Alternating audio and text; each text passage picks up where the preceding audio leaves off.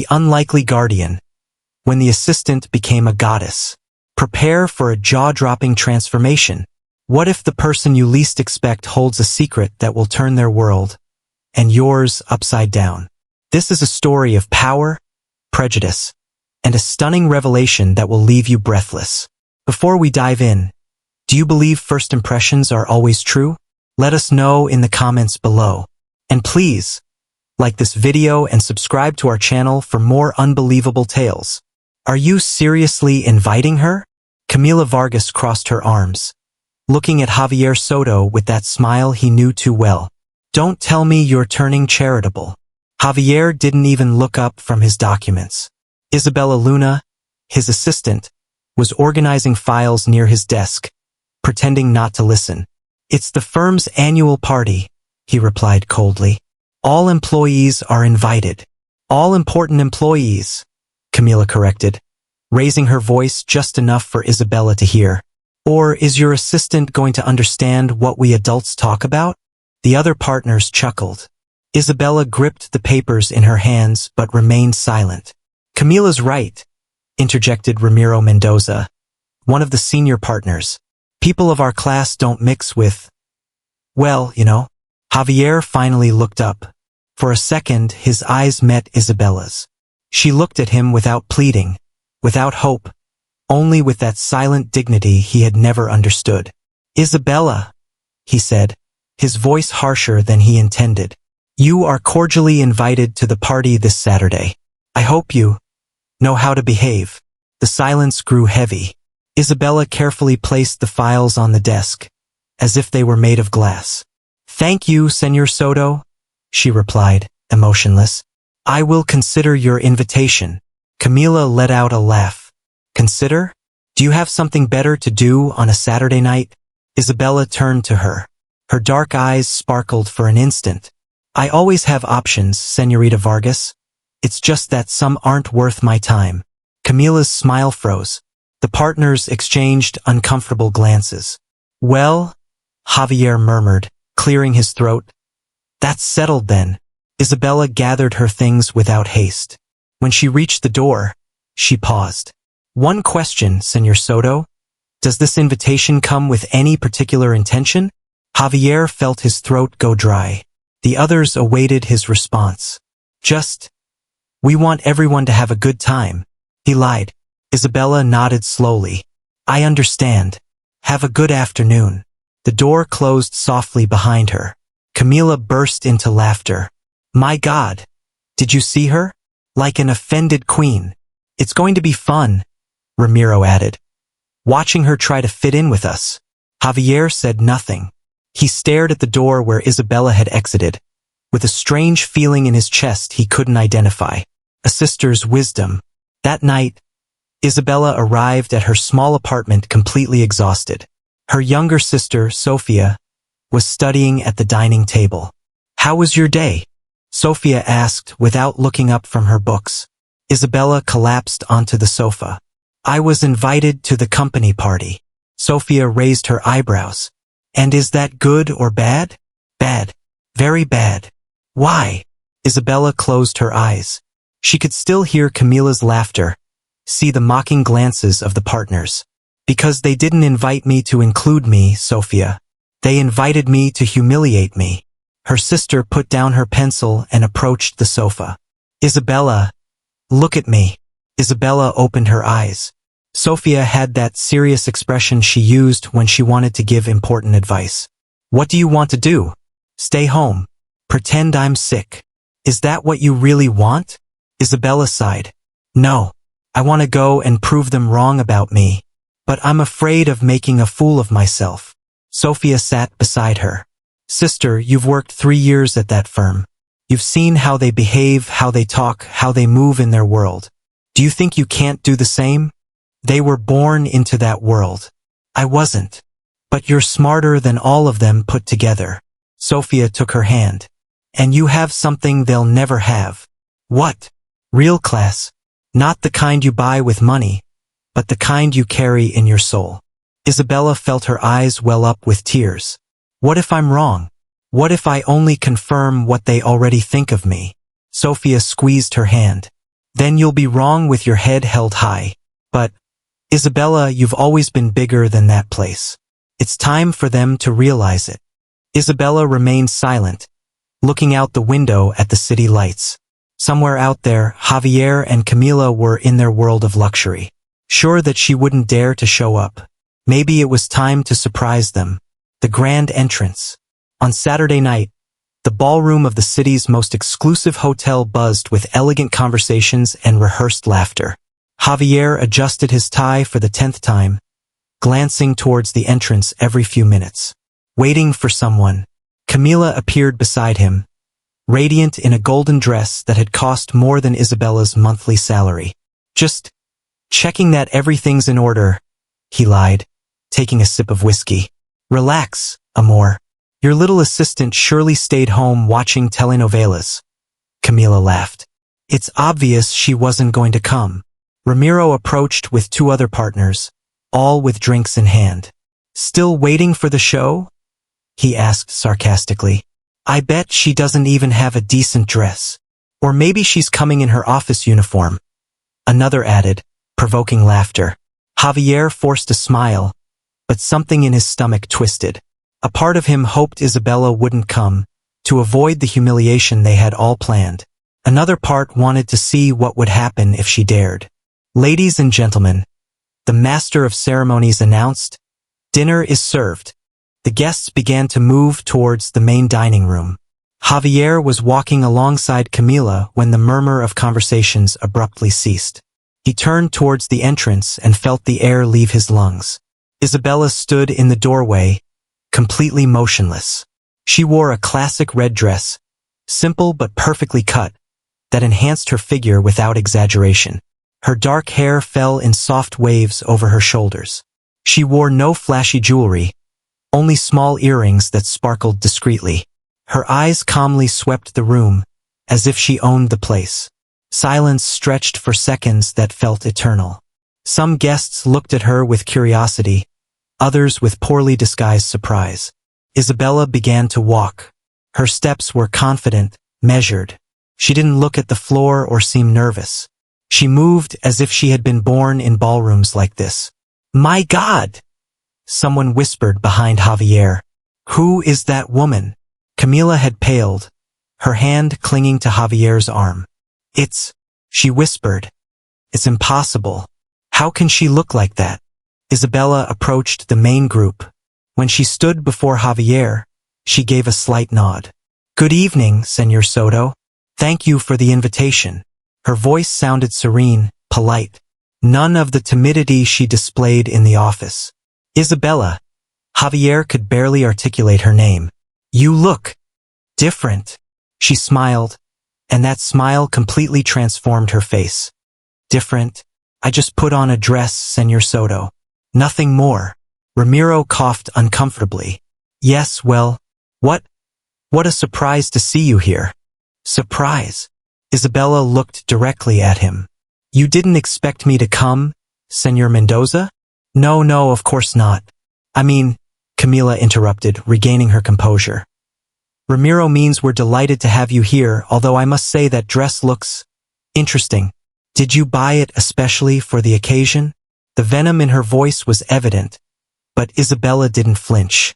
Actually, I've had it for years. Sometimes simple things are the most elegant, don't you think? Camila narrowed her eyes. Isabella had just politely told her that her golden dress was vulgar. Of course, Camila replied with a forced smile.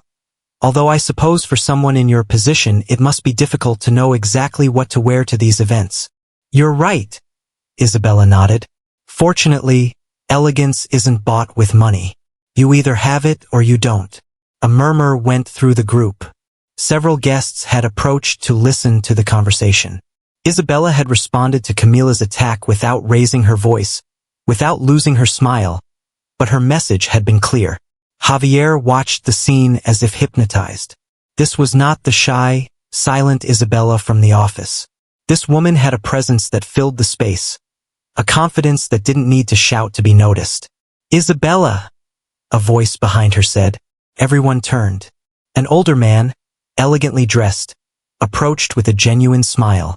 Señor Dubois, Isabella lit up. What a surprise to see you here. My dear Isabella. The man kissed her on both cheeks. When I saw your name on the guest list, I couldn't believe it. You work with these gentlemen. Javier frowned. Pierre Dubois was one of Europe's most important investors, an occasional client of the firm. I'm Senor Soto's assistant, Isabella replied naturally. Assistant. Dubois looked at Javier in surprise. Do you know who this young woman is, Javier? Javier shook his head, feeling increasingly confused. Isabella was the coordinator of the literacy program we funded in Paris 3 years ago. Her project helped over 1,000 immigrant families. An extraordinary woman. The group fell into complete silence. Isabella just smiled modestly. It was an honor to work on that project, Senor Dubois. And she spoke perfect French, the man continued. Isabella, you must tell me what you're doing now. Are you still working on social programs? Camila looked like she had seen a ghost. Ramiro had stopped smiling. Javier realized that he knew absolutely nothing about the woman who had been his assistant for 3 years. Isabella Luna had just changed all the rules of the game, and the night was just beginning.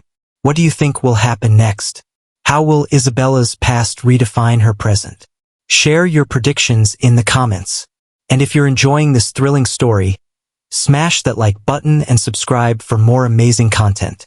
A force of nature. Dinner passed in a tense atmosphere that only Isabella seemed not to notice. Camila had managed to strategically seat herself near her, ready to attack at the opportune moment.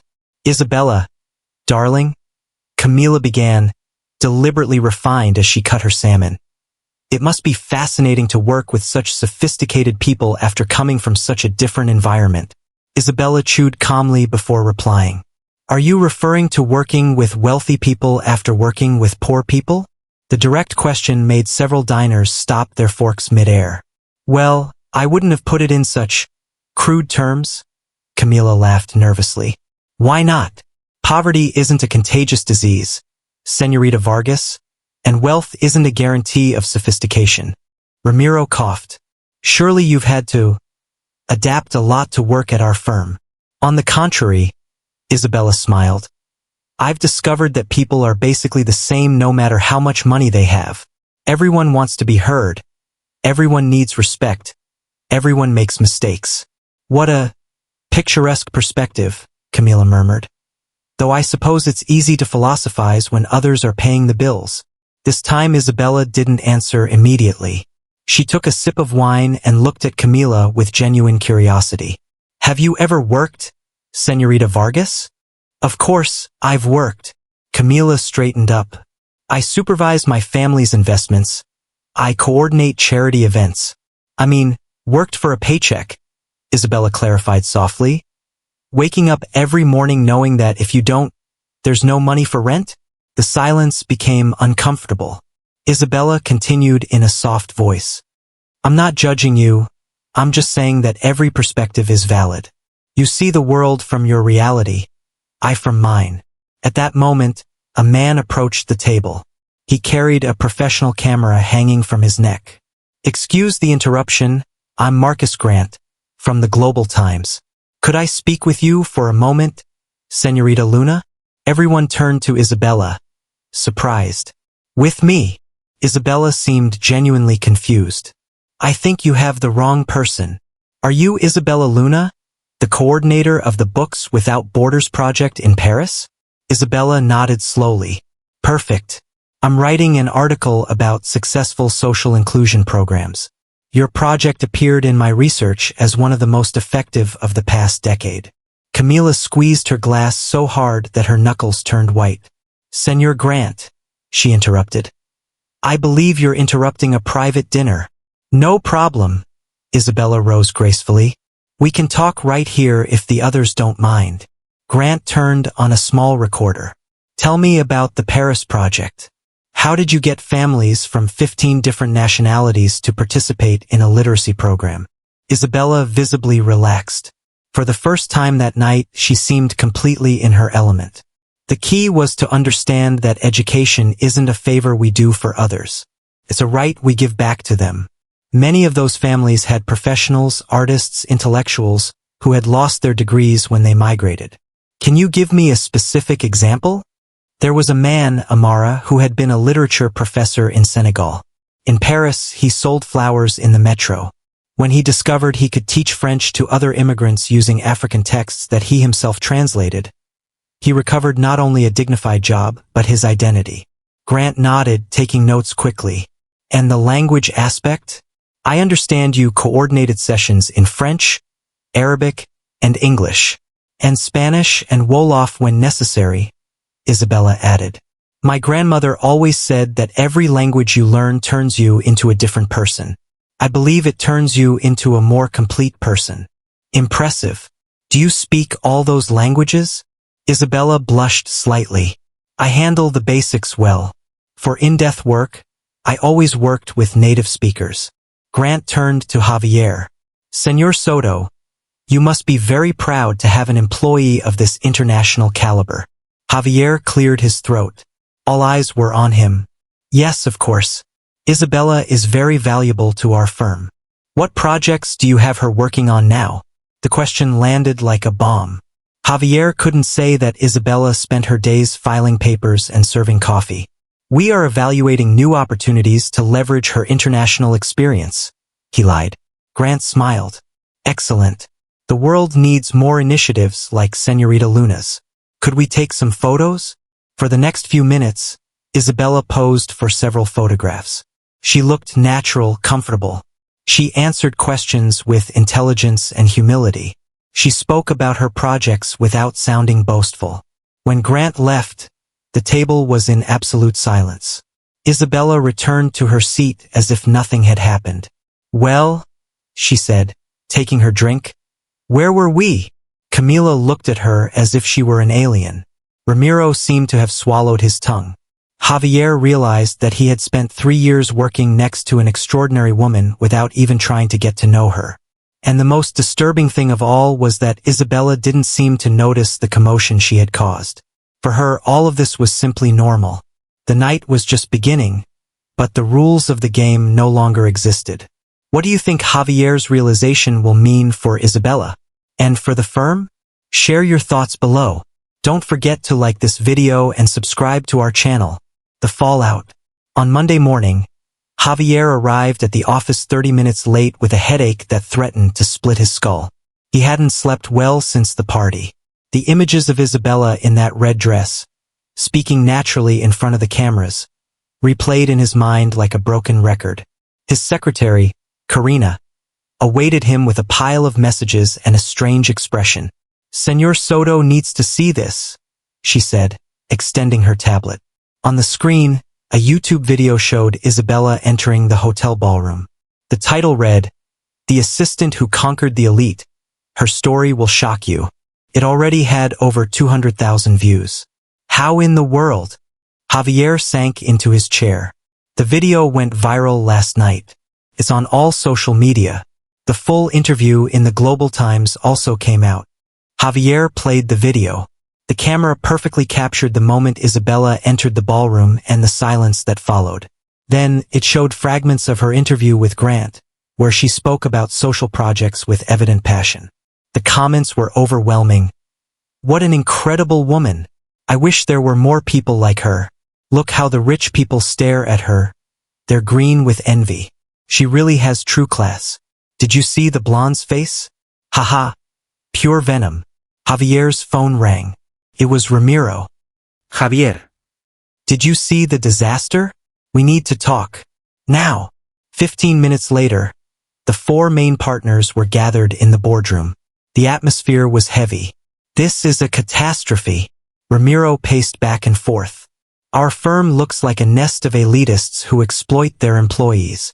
The phone hasn't stopped ringing, added Diego Herrera, Camila's father, a senior partner. Journalists, activists, even some clients asking what's going on. And all because of your brilliant idea to invite the maid. Herrera snapped at him. What were you thinking? Javier clenched his fists. Isabella is not a maid. She's our executive assistant. Executive assistant? Ramiro let out a bitter laugh. Since when does serving coffee make you an executive? Did you know she speaks 5 languages? That she coordinated international projects before working here? Javier stood up. Did you bother to read her resume once? Her resume? Herrera looked at him with contempt. Javier, we hire people like her to do the dirty work, not to give us moral lessons. At that moment, the door opened. Camila entered like a hurricane, her eyes red and her makeup smeared. This is a disaster, she yelled. I'm being humiliated on all social media. There are memes of my face, Javier. Memes. She dramatically dropped into a chair. My friends aren't talking to me. My stylist says I'd better change my image because mine is already burned. All because of that woman. Camila, calm down. Javier tried to touch her shoulder, but she pulled away. Don't touch me. This is your fault. You invited her. You allowed her to humiliate us. Ramiro seized the moment. Javier, we have to take drastic measures. The firm's image is at stake. What kind of measures? Obviously, Isabella has to go today. Fire her? For what reason? You need a reason? Herrera leaned back in his chair. Find something. Late arrival, error in documents. Whatever. But if you fire her now, Camila intervened, wiping her tears. It's going to look like revenge. The media will make an even bigger scandal. Herrera smiled maliciously. Not if we do it right. A review of her work, some conveniently discovered errors, maybe attitude problems. These things take time. Javier looked at these men he had considered his partners, even his friends. In their faces, he saw something he had never noticed before. Fear. Fear that someone like Isabella could expose them for who they really were. No, he said softly. Pardon. No, we are not firing Isabella. Ramiro straightened up. Javier, don't be naive. This woman is destroying our reputation. Our reputation or our hypocrisy? The silence was tense. Camila looked at him, narrowing her eyes. Do you like that woman, Javier? The question landed like a slap. Javier felt all eyes on him. This has nothing to do with personal preferences. Then prove it. Herrera leaned forward. Prove that your loyalty is still with us. Javier looked out the window. Outside, the city continued its normal rhythm. But inside that office, something fundamental had changed. He could no longer pretend he didn't see the cracks that had always been there. His phone vibrated. A text message from an unknown number. Señor Soto, I'm a journalist from Telemundo. Could we talk about Isabella Luna and the working conditions at your firm? Javier turned off his phone and looked at his partners. I need time to think. We're out of time, Ramiro replied. Either she goes, or this is going to get a lot worse. As he left the boardroom, Javier couldn't help but wonder how he had gotten there. A week ago, his life was predictable, comfortable. Now he felt like he was standing on the edge of a cliff, and someone had just lit the fuse of a bomb. The problem was, he no longer knew if he wanted to put out the fuse or simply jump. A necessary apology. 2 weeks after the restaurant disaster, Javier tried to maintain normalcy, but the fissures were evident everywhere. Isabella continued working as if nothing had happened. But now the other employees looked at her with a mixture of respect and curiosity that hadn't existed before. The acid test came on a Thursday night. The partners had organized a dinner with potential Japanese investors at the city's most exclusive restaurant. Camila insisted on accompanying Javier, as she always did for important meetings. You need to project stability, she had told him while getting ready in her apartment. After all this scandal, clients need to see that you're still the same. But Javier no longer felt the same. And that night, things spiraled completely out of control. It all began when they arrived at the restaurant. The Japanese investors were already waiting, along with Ramiro and Diego. The introductions were cordial, professional. Javier thought that perhaps the night would pass without incident. He was wrong. Mid-dinner, as they discussed the details of a possible merger with an Asian firm, one of the Japanese casually mentioned having seen Isabella's video. Very impressive, your employee, Señor Soto. In Japan, we highly value people who combine humility with excellence. Camila put down her glass with more force than necessary. Well, you know how these things are on social media. Everything gets greatly exaggerated. The Japanese man looked at her with polite curiosity. Exaggerate? But Señorita Luna's achievements are documented. Her project in Paris was recognized by UNESCO. Diego coughed uncomfortably. Señor Yamamoto, I believe the conversation is straying from the important topics. On the contrary, another investor intervened.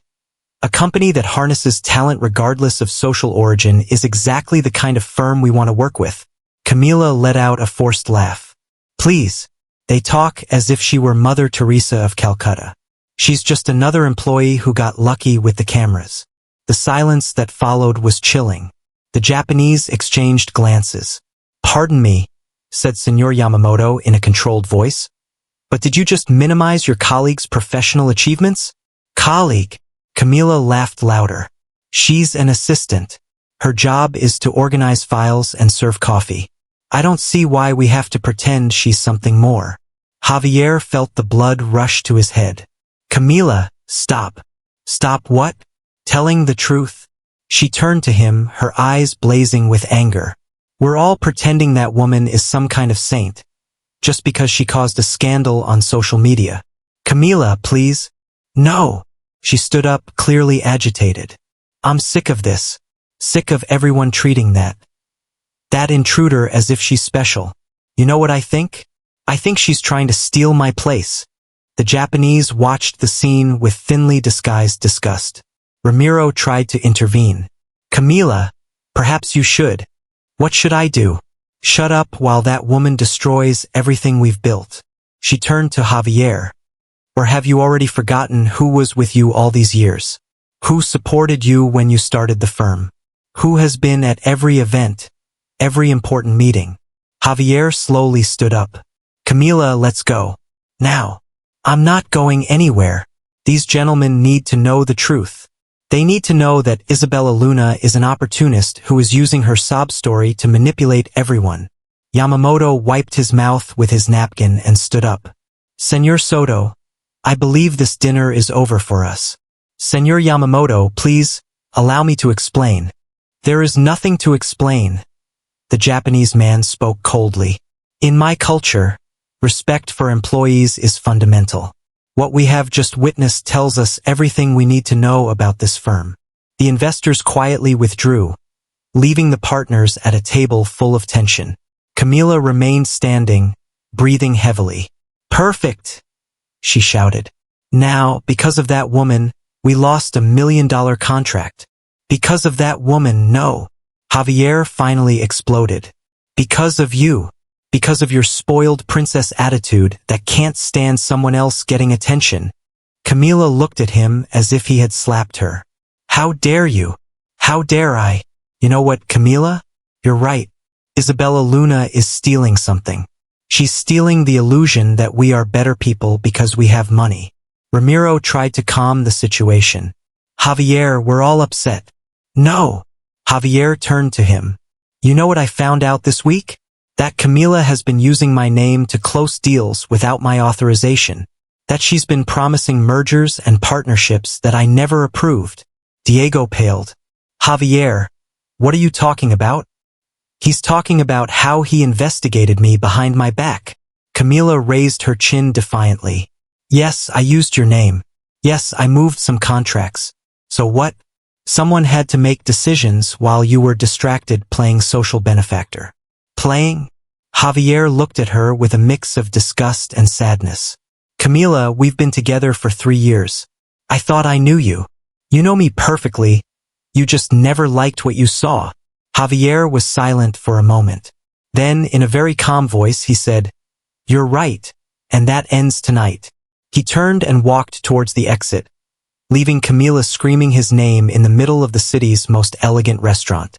Outside, under the light rain that had begun to fall, Javier realized that for the first time in years, he felt free. A new chapter begins.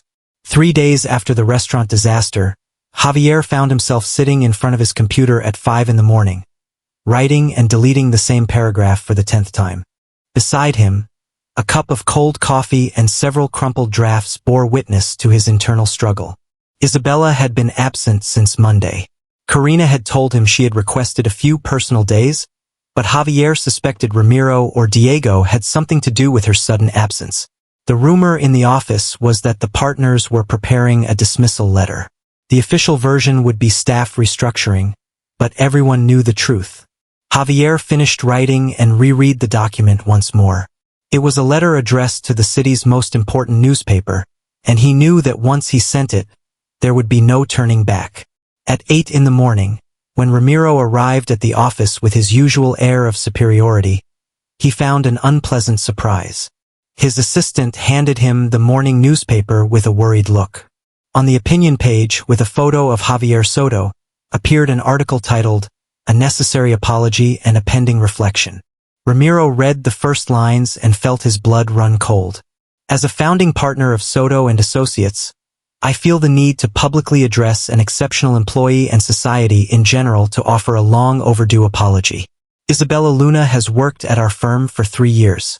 During that time, my partners and I treated her not as the capable professional she is, but as a second-class employee whose only function was to facilitate our daily work.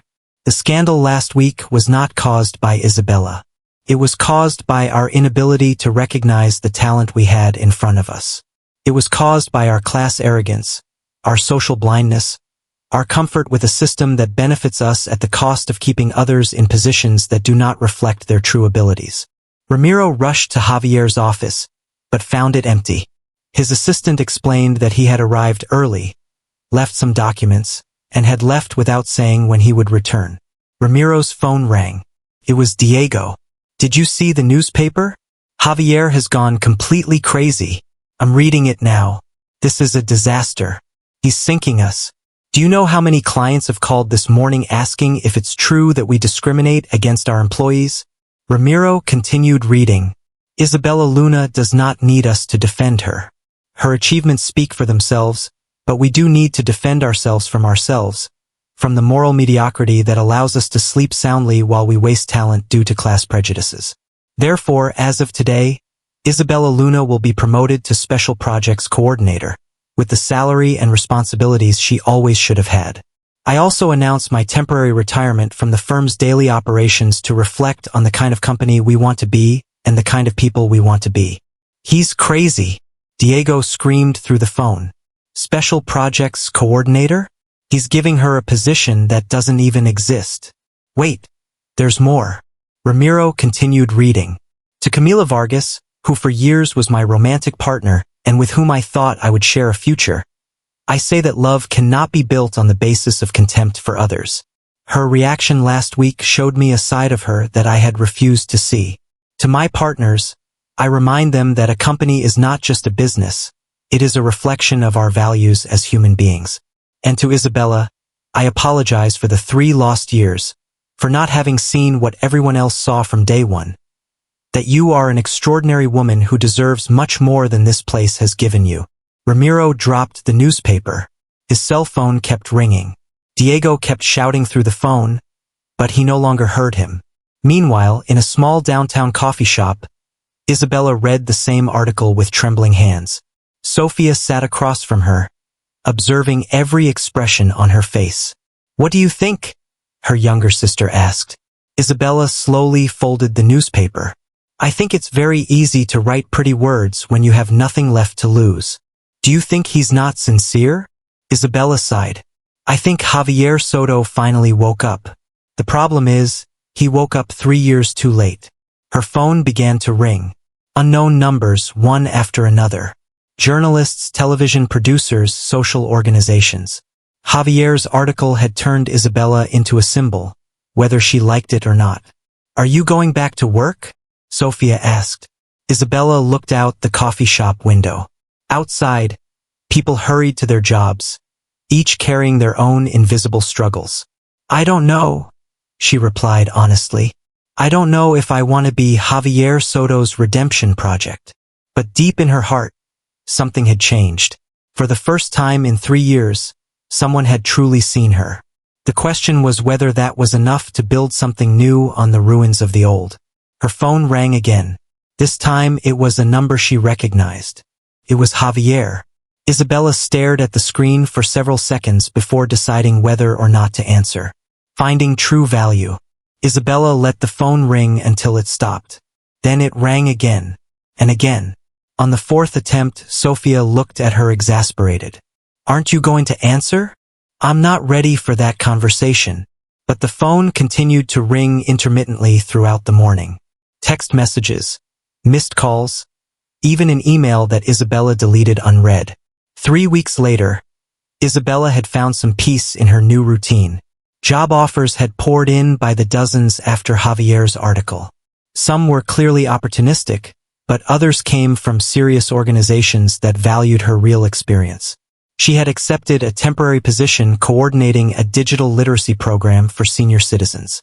It didn't pay much, but it gave her the freedom to do what truly mattered to her. Javier, according to what she had read in the newspapers, had kept his word. He had temporarily retired from the firm and was involved in several free legal education projects for low-income communities. Isabella had seen his photo in an article about a legal aid program in working-class neighborhoods. He looked different, thinner, less polished, as if he had exchanged his designer suit for something more real. The reunion happened by chance one Saturday afternoon at the book fair in the historic center. Isabella was at the booth of an independent publisher, browse a book on educational programs in Latin America, when a familiar voice said, "Is it good?" Isabella turned around. Javier stood beside her, dressed in jeans and a simple shirt, carrying a bag full of books. Javier. Isabella. They stared at each other for a moment that felt eternal. He looked tired, but there was something different in his eyes, a tranquility she didn't remember seeing before. "How are you?" he finally asked. "Good. Working on things I like." "I'm glad to hear that." Isabella closed the book and put it back on the shelf. "I read about your new projects." "Oh? What do you think?" "It's easy to be generous when you have nothing left to lose." Javier's smile faded. "You're right.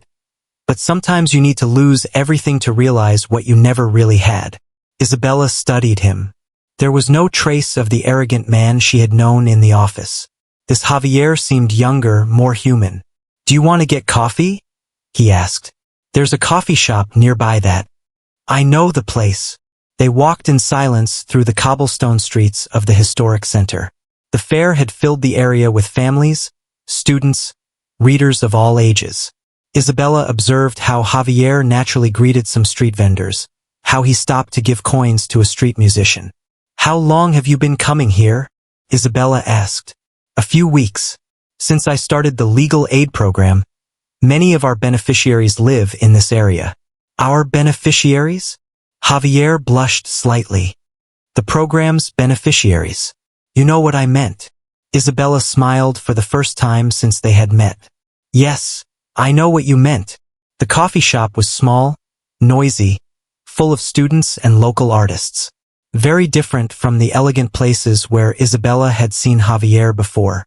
They sat at a table by the window. Javier ordered an Americano. Isabella chamomile tea. "How are things at the firm?" Isabella asked. "Difficult. Ramiro and Diego are furious with me. We lost several important clients after the article." "Do you regret it?" Javier considered the question seriously. "The damage to the firm, yes. There were innocent people working there who had nothing to do with all this. But writing the letter, no." "And Camila?" "Camila moved to Miami. Her family has businesses there. I think she needed a change of scenery after everything." Isabella nodded. She felt no satisfaction in Camila's downfall, only a kind of sadness for how unnecessary the whole conflict had been. "Isabella?" Javier leaned forward. "I know I have no right to ask you for anything after." "You're right," she interrupted him. "You have no right." He leaned back in his chair, accepting the blow. "But you can try," Isabella added softly. "You can try to be the person you say you want to be without expecting me or anyone else to forgive you for who you were before." Javier looked at her with something that might have been gratitude. "You know what's the hardest part of all this?" he said. realizing that for 3 years I had one of the most extraordinary people I've ever met in front of me, and I never bothered to truly see her. Isabella took a sip of her tea. Maybe you weren't ready to see me. Maybe I wasn't ready to be seen either. And now, Isabella looked him in the eyes. There was honesty there, but also uncertainty. Javier Soto was no longer the self-assured man who believed he had all the answers. Now, I think we're both learning to be different.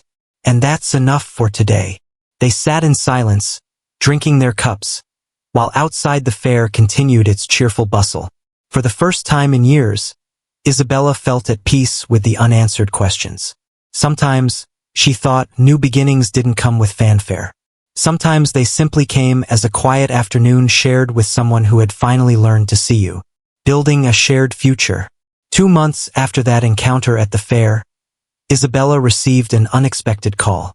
It was Javier, but his voice sounded different. Less confident, more human. Isabella, I know this might sound strange, but would you like to help me with something?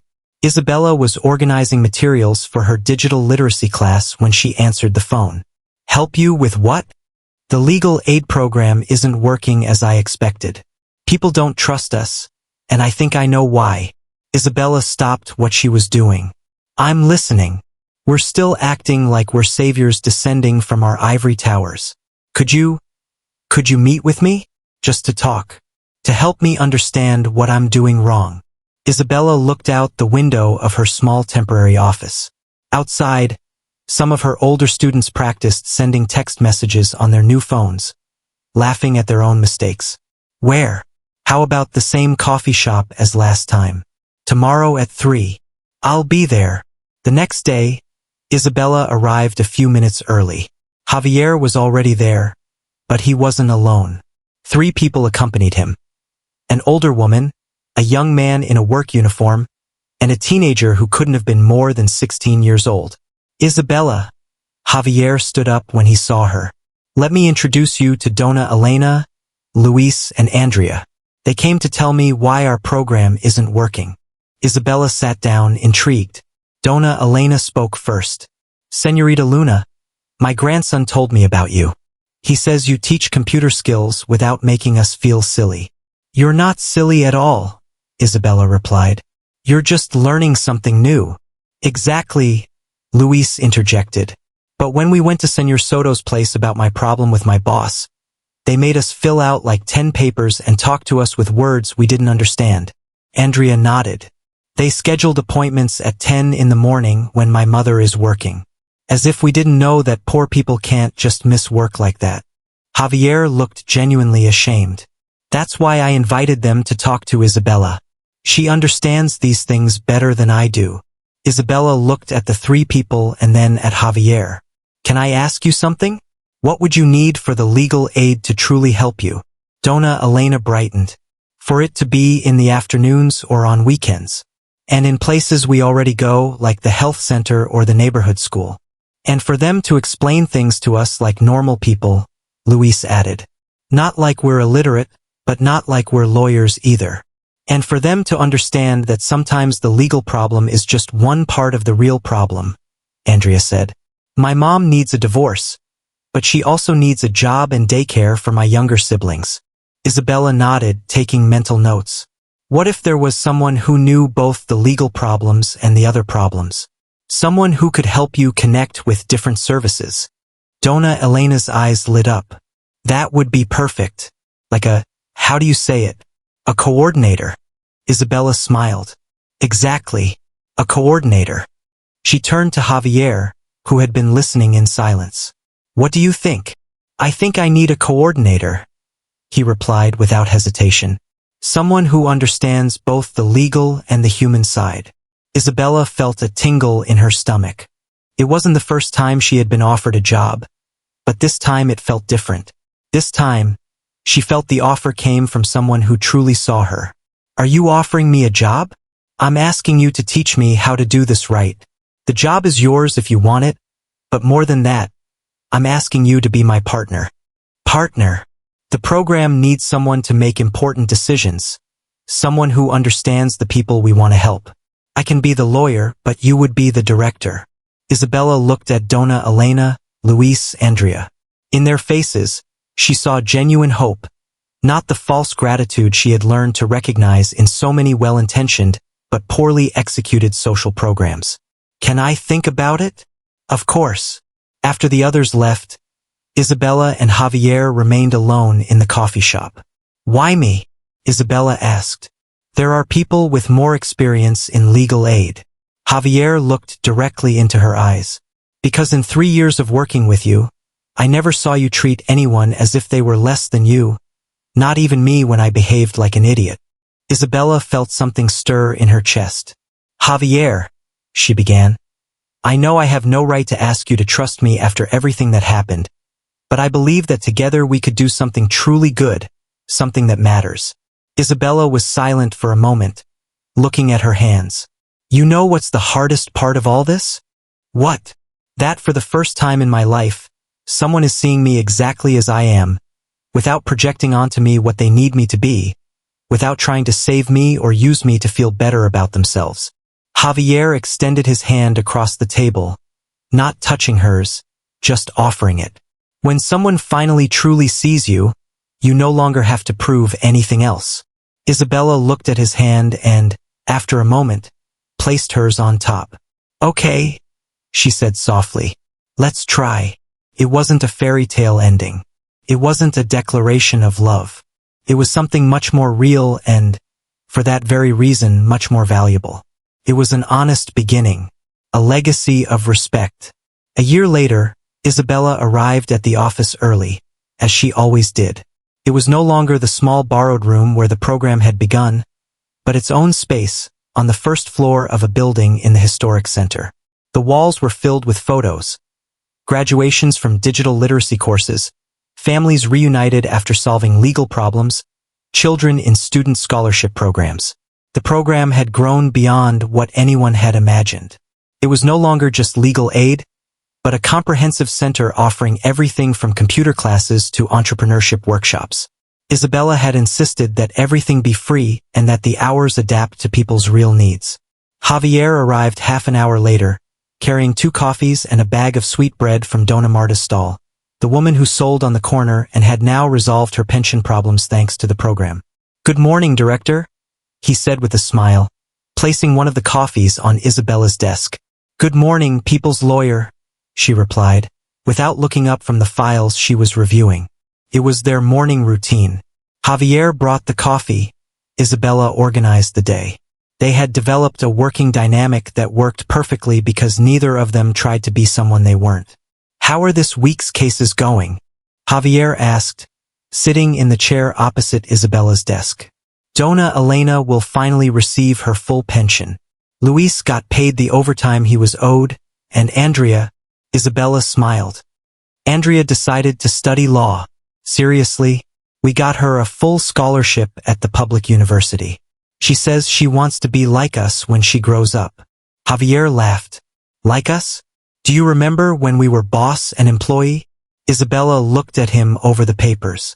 I remember when you thought you were my boss. Touché. The door opened, and Sophia entered, who now worked part-time in the program while finishing her social work studies. Isabella, the magazine journalist, is here. Should I let him in? Isabella sighed. Since the program had begun to receive national recognition, the media hadn't left them alone. They had rejected most interviews, but this one was for a serious educational magazine. Let him in. The journalist was young, enthusiastic. For an hour he asked them questions about methods, funding, future plans. But at the end, as always happened, he got to the personal questions. You two have an interesting story, he said. From conflict in the company to partners in this project, how would you describe your relationship now? Isabella and Javier looked at each other. It was the question that always came up and that they never knew how to answer. We are colleagues, Isabella finally said. Friends, Javier added. People who learn to work together, Isabella continued. And personally? The journalist insisted. There are rumors that, personally, Javier interrupted firmly. We are 2 people who decided that the work we do is more important than the rumors people want to invent about us. After the journalist left, Isabella and Javier organized the papers in silence. "Does it bother you?" Javier asked. "That they always ask about this?" Isabella shrugged. "At first, yes, but I'm used to it now. People always need to romanticize things to understand them." "What if it were true?" Javier asked softly. "What if there was something more between us?" Isabella stopped writing and looked at him. "Is there?" Javier seriously considered the question. "There's respect. There's admiration. There's affection. Is that enough to call it love?" "I don't know," Isabella replied honestly. "But I know it's real. And I know it's ours, no matter what others call it." Javier nodded. "I like our life just the way it is." "Me too." It was true. They saw each other almost every day. They shared meals, laughed at private jokes, supported each other in difficult moments. Javier had been there when Isabella got the flu. Isabella had been there when Javier received the news that his father had died. They didn't live together. They had no marriage plans. They didn't appear in romantic photos on social media. But they had something that many official couples never achieved. They saw each other completely. They respected each other deeply. And they had built something important together. The world remained competitive, elitist, unequal. But within their small space, they had created something different. They weren't trying to change the whole world. They were just living more honestly within it. And at the end of the day, when they closed the office and walked together towards the metro station, Isabella knew she had found something she had never sought but had always needed. Someone who saw her exactly as she was. And that, she decided, was enough. Did you enjoy Isabella and Javier's story? This tale reminds us that sometimes the most beautiful endings aren't the ones we expect, but the most real. Isabella didn't need a prince to rescue her. She rescued herself with dignity and strength. And Javier learned that true power comes not from money or social position, but from knowing how to recognize and value the extraordinary people around us. If this story touched your heart, give this video a thumbs up and share it with someone who needs to remember that their worth doesn't depend on the opinions of others. The transformation of these characters reminds us that it's never too late to change, to see with new eyes, to build something better on the ruins of what didn't work. If you want to keep reading more stories like this, full of real characters who face situations we can all understand, subscribe to the channel and activate the notification bell so you don't miss any chapters. And now, tell us, from which country are you watching us? We love knowing that these stories reach hearts around the Spanish-speaking world. Leave your country in the comments.